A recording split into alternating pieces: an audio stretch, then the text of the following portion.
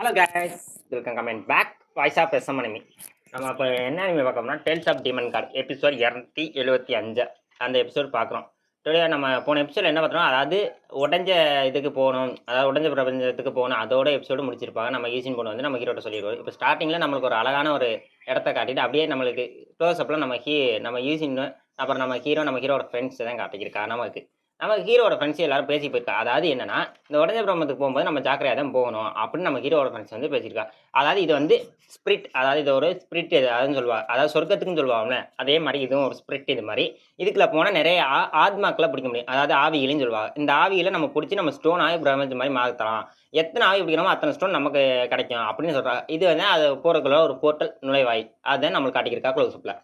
இப்போ என்ன, அந்த போர்ட்டருக்கு நம்ம ஹீரோட ஃப்ரெண்ட்ஸ் எல்லாருமே போயிட்டா. அதான் ஈஸி பண்ணி எல்லாருமே அந்த போர்ட்டருக்கு போயிட்டு அப்படியே இன்னொரு ஆளை காட்டியிருக்கா. அது நீங்கள் யாருன்னு பார்த்துட்டீங்களே, அவங்கள நீங்கள் கொண்டுட்டு வந்துருங்க அப்படின்னு சொல்லுவாங்க. ஓகே சார், நாங்கள் போய் பார்த்துக்கலாம், அவன் யாருன்னு கண்டுபிடிச்சிட்டோம், நாங்கள் போய் அவனை இனிமேல் தயாராக பார்த்துக்கிறோம், அதாவது அவனை போய் கொள்கிறோம் அப்படின்னு சொல்லியிருக்கா. அப்படியே இங்கே நம்மளுக்கு இன்னொருத்தன் வர்றான், அதாவது அந்த வெள்ளை ஒயிட்டாக காட்டுறா. அவன் வந்து என்ன சொல்லியிருக்காங்கன்னா, நம்ம நீலியை கொள்ளணும் பார்த்தா நம்மளுக்கு முன்னாடியே நிறைய பேர் முந்திக்கிட்டா போல இருக்குது, சரி நீங்களும் போயிட்டு வாங்க அப்படின்னு சொல்லியிருக்கும்போது, இங்கே 2 பேர் அந்த 3 நபர்களால இங்கே நிறைய பிரச்சனை நடக்க போகுதுன்னு ஒருத்தர் ஜஸ்ட் விளாண்டு சொல்லியிருக்காங்க. அப்படியே க்ளோஸ் அப்பில் இங்கே நம்மளுக்கு ஹீரோ வந்து திரும்பி காட்டியிருக்கா. நம்ம ஹீரோ வந்து அதாவது இந்த பாதாள உலகத்துல இருந்து இந்த ஆவி ஆத்மாக்கள்லாம் நிறையா இருக்கும். இந்த ஆத்மாவில் ஒரு ஆத்மா வந்து நம்ம ஹீரோ பார்த்து அட்டாக் பண்ண வந்துருக்கு. இப்படி அட்டாக் பண்ண வரும்போது நம்ம ஹீரோ வந்து பாண்டவரத்துக்கு மாதிரி விட்டுன்னு அதை அட்டாக் பண்ணிட்டு நம்ம ஹீரோ அதை பாண்டவரத்துக்கு மாதிரி அந்த ஆத்மாக்களை அழிச்சிருக்கா. அதாவது அந்த ஆத்மாவை அழிக்க நம்ம ஹீரோவுக்கு பிரிச்சுவல் ஸ்டோன்ஸ் கிடச்சிருக்கு. இந்த ஸ்டோன் வச்சுட்டு நம்ம ஹீரோ வந்து கல்டிவேஷன் பண்ணணும். இந்த ஸ்டோன் நம்மளை பரவாயில்ல, இப்போதைக்கு நான் ஒவ்வொரு அட்டாக் பண்ணி எப்படி கிடச்சிச்சு, நம்ம எல்லாத்தையும் அட்டாக் பண்ணி நம்ம எல்லாத்தையும் எடுத்துகிட்டு போகணும் அப்படின்னு சொல்லி நம்ம ஹீரோ வந்து எல்லாத்தையும் ஒட்டு மொத்தமாக அட்டாக் பண்ணுறேன். அதான் நம்ம ஹீரோ வந்து இங்கான எனர்ஜியை வந்து ஒரு பில்லட் மாதிரி விடுவாள், அதே மாதிரி அட்டாக் பண்ணி மொத்த ஆத்மா சக்தியும் உள்ளே இருக்கிறான். அந்த பிரிச்சுவல் ஸ்டோன்ஸை உள்ளே எடுத்து வச்சுக்கலாம் நம்ம ஹீரோ. இப்படி உள்ளே எடுத்து வச்சுன்னா அந்த பிரிச்சுவல் ஸ்டோனில் ஒரு ஆவி மட்டும் ரொம்ப இது பண்ணியிருக்கும்போது நம்ம ஹீரோ வந்து அதையும் அடக்கி அதை வந்து வச்சுக்கா. அதாவது அதில் 20 ஸ்டோன் வந்து ஒரே ஸ்டோனாக மாறி இருக்குது, பெரிய ஸ்டோனாக மாறி இருக்கும். அதை நம்ம ஹீரோ அப்படி தூக்கிட்டு போயிருக்கும் போது இங்கே ஏதோ சரியில்லையே அப்படின்னு நம்ம ஹீரோ வந்து பார்க்க அங்கேருந்து ஒருத்தவங்க யாரோ நடந்து வரான். அதாவது டெலிபோர்ட், அதாவது ஒரு இடத்துலேருந்து பிரேக் பண்ணி வருவோம்ல, அதே மாதிரி பிரேக் பண்ணி வந்து அவன் வந்து பார்த்துக்கான். இந்த ஒயிட் ஃபேங், அதாவது இந்த ஒயிட் ஃபேங் வந்து நம்ம ஹீரோ இதுக்கு முன்னாடி ஒருத்தனை கொண்டிருப்பான்ல, இன்னொரு ஒயிட் ஃபேங், அதே மாதிரி அண்ணன் தம்பி போல இருக்குது இவங்க 2 பேரும். இவங்க 2 பேரும் சொல்லுங்க, முராங்கியோ நீ கொண்டுட்டியா அப்படின்னு கேட்கும்போது, ஆமாம் முராங்கியோ ரொம்ப ஓவராக பண்ணியிருக்கான், அதாவது முராங்கியோ ரொம்ப சண்டை அடிச்சு இது கொண்டது இவன் தான் அப்படின்னு சொல்லிக்கும்போது நம்ம ஹீரோ வந்து பில்லர், அதாவது ஃபோர்ஸ் கொடுக்குறா, அதாவது ஸ்பிரிச்சுவல் ஃபோர்ஸை கொடுத்து நம்ம ஹீரோ வந்து மண்டி விட வைக்கிறா. நம்ம ஹீரோ இப்படி மண்டி கஷ்டப்படுற, நீ எதுக்கு இப்படி பண்ணிக்கிருக்க தேவையில்லாம அப்படின்னு சொல்லி இருக்கும்போது நம்ம ஹீரோ இன்னும் ஃபோர்ஸ் கொடுக்க அவன் ரொம்ப அழுத்தி இவன் சிரிச்சுருக்கான். இவன் சிரிச்சுருக்கான். நம்ம ஹீரோ இதை பார்த்து முறைச்சிருக்கான், நீ என் தம்பியை இது பழி வாங்கினதுக்கு இதை வாங்கி அப்படின்னு சொல்லிட்டு அவன் ஒரு 4-5 அட்டாக் பண்ணால் நம்ம ஹீரோ வந்து இங்கே நேரத்தை வச்சு தடுத்துக்கிருக்கா நம்ம ஹீரோ.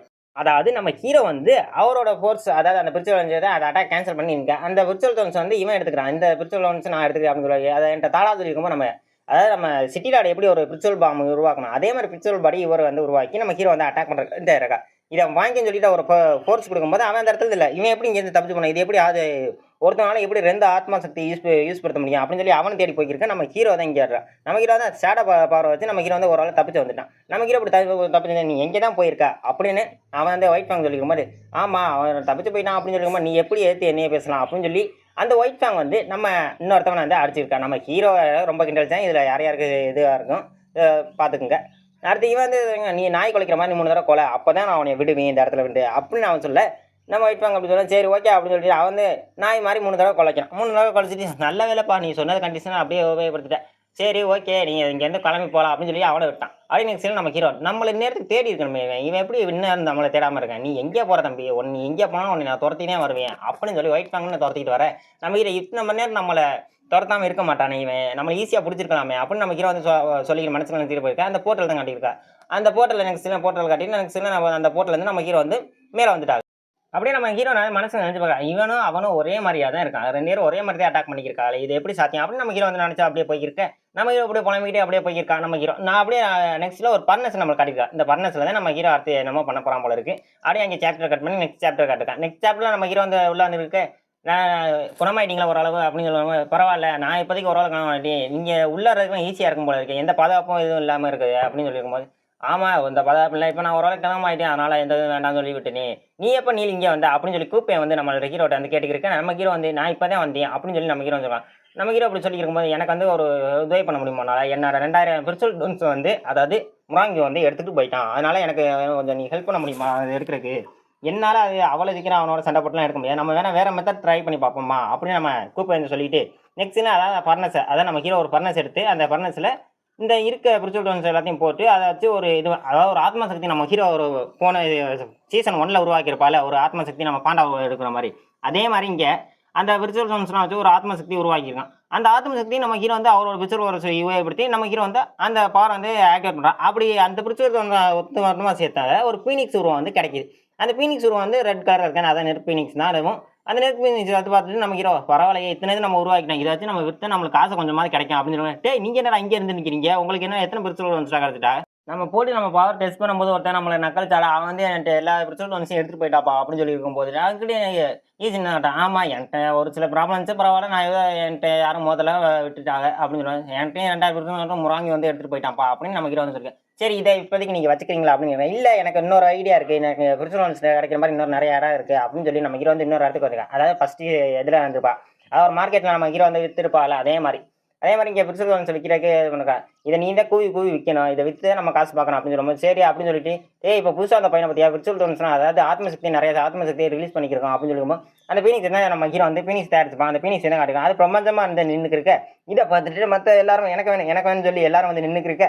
இப்படி ஒவ்வொருத்தரை போட்டிட்டு இருக்கும்போது அங்கே இன்னொருத்தர் யாரும் அக்னிய மாதிரி நடந்து வந்திருக்கான்னு பார்த்தா தான் அவன் வந்து சிக்கியூன், அதாவது இன்னொரு கிளானை சேர்ந்த ஒரு பையன். இவன் வந்து சிக்கியூனுங்க சொல்லுவானே நம்ம ஹீரோட்ட வந்து கேட்டான், நீங்கள் தான் அந்த ஆத்மசக்தி நான் விற்கிறதா, எனக்கு ஒரு ஆத்மசக்தி கிடைக்குமா, எனக்கு ஒரு நல்ல ஆத்மசக்தி இப்போதைக்கு அப்படின்னு சொல்லும்போது நம்ம ஹீரோட்ட இவன் தான் சிக்கியூனா அப்படின்னு சொல்லுவான். நீ உங்கள் பேர் நீலி தானே அப்படின்னு கேட்கும்போது அப்படியே சாப்டர் கட் பண்ணி நெக்ஸ்ட் சாப்டர் தான் காட்டியிருக்கா. அதான் நம்ம இவன் என்ன கேட்டிருப்பான், நான் உங்கள் பேர் நீலி தானா அப்படின்னு இருந்து கேட்டிருப்பான். நம்ம ஹீரோ ஆமாம் என் பேர் நீலி தான், ஏன் அதே மாதிரி என் பேர் சிக்கியூன், எனக்கு ஒரு ஆத்மசக்தி வேணும், அது நல்ல ஆத்மசக்தி வேணும் அப்படின்னு சொல்லியிருக்கோம். நம்ம ஹீரோ சரி ஓகே நீங்கள் எடுத்துக்கலாம் தாராளமா ஒரு ஆத்மசக்தியா அப்படின்னு நம்ம ஹீரோ வந்து சொல்லியிருக்கான்.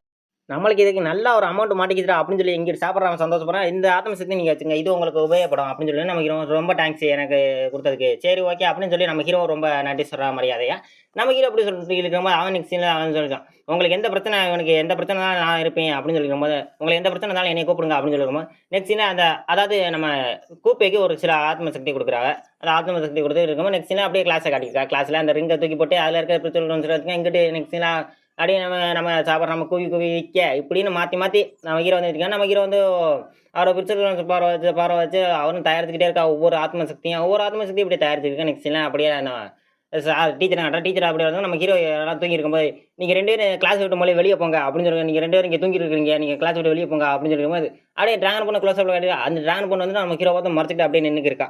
அதை அப்படியே அங்கிட்டு நம்மளுக்கு காட்டிக்கிட்டு அப்படியே நம்ம ஹீரோ வந்து இங்கிட்டு கூவி வித்துக்கிருக்க கூப்பை வந்து எனக்கும் என்னோட உறவினருக்கும் கொஞ்சம் ஆத்மசக்தி ஸ்டோன்ஸ்லாம் தேவை அப்படின்னு நம்ம கூப்பை வந்து நம்ம ஹீரோட்ட வந்து கேட்க சரி ஓகே உனக்காண்டி நான் ரெடி பண்ணி தரேன்னு சொல்லிட்டு நம்ம ஹீரோ வந்து அவனுக்காண்டியும் ரெடி பண்ணி கொடுக்குறான். அதாவது அவரோட உறவினருக்கும் குப்பையோட உறவினருக்கும் நம்ம ஹீரோ வந்து ரெடி பண்ணி கொடுக்குறான். இப்படி ஒவ்வொரு பக்கமாக ரெடி பண்ணிக்கிருக்க நம்ம ஹீரோ எடுத்துக்கிட்டே அதை காசு பார்த்துக்கிட்டே இருக்கான். நெக்ஸ்ட் சீனில் அப்படியே நான் கொஞ்சம் டயர்டாக உட்காந்துருக்கேன். அப்படியே நம்ம கூப்பை கேட்டதுக்காண்டி நம்ம கூப்பைக்காண்டி ஒரு நல்ல ஆத்மசக்தி கொடுத்து உறவினருக்கும் ஒரு சில ஆத்மசக்தியும் கொடுக்குறாங்க. இப்படி கொடுத்தோன்னே ரொம்ப இதுவாக இருக்குது. அப்படியே நெக்ஸ்ட் சீனில் நம்மளுக்கு இன்னொரு இடத்த பிளேஸை காட்டியிருக்கா. அதான் இந்த பிளேஸில் என்ன நம்ம மாஸ்டரோட பிரிச்சுவல் வரும். அதான் நம்ம மாஸ்டரோட கடந்த கால நினைவுகளை பற்றி நம்ம ஹீரோ வந்து மனசில் நினச்சி பார்த்துக்கா. நம்ம ஹீரோ வந்து ஒரு உங்களை அரக்கன்னு சொல்லிட்டா அப்படின்னு சொல்லி நம்ம ஹீரோ வந்து ஒரு மரக்கட்டையை வந்து பஞ்சு மேலே பஞ்சு பண்ணிக்கிருக்க. நம்ம மாஸ்டர் வந்து நீ எதுக்கு அரக்க மாதிரி இப்போ முறத்தனமாக இருக்க, ஸோ பேசணும் அப்படின்னு சொல்லி நம்ம மாஸ்டர் வந்து சொல்லியிருப்பா. இதோட நம்ம இது எபிசோட முடிச்சிருப்பான் நம்மளுக்கும். இந்த எபிசோட நல்லா இருக்கான்னு பார்த்து சொல்லுங்கள். நெக்ஸ்ட் எபிசோட் நான் சீக்கிரம் லான்ச் பண்ணுறேன். எனக்கு கொஞ்சம் ஒர்க்கில் இருக்கேன், அதனால தான் என்னால் சீக்கிரம் அப்டேட் பண்ண முடியலை, கம்யூனிட்டியும் போட முடியலை, நாங்கள் ஒர்க்கில் இருந்தனால முடிஞ்ச அளவுக்கு சீக்கிரம் அப்லோட் பண்ண பார்க்குறேன். நம்மளுக்கு வேறு ஏதாவது ஒரு நல்ல அனுமதி இருந்தால் கடந்தால் சொல்லுங்கள். அது வரைக்கும் பை காய்ஸ்.